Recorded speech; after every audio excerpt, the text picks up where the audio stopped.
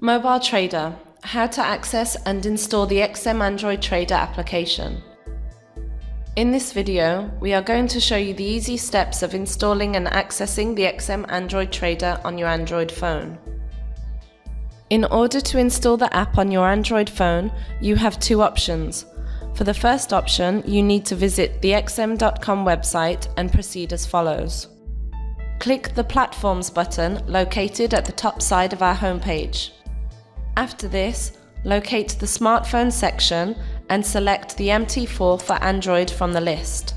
Then click the Google Play button, which will take you to the Google Play website.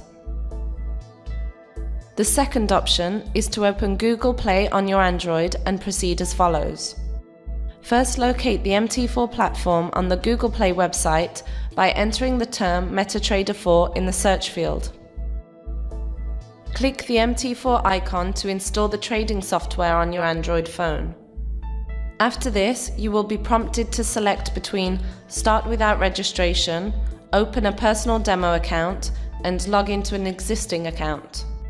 On clicking any of the three options, a new window opens. Now enter the word XM in the search field. Click the XM demo icon if you have a demo account, or the XM Real icon if you have a real account.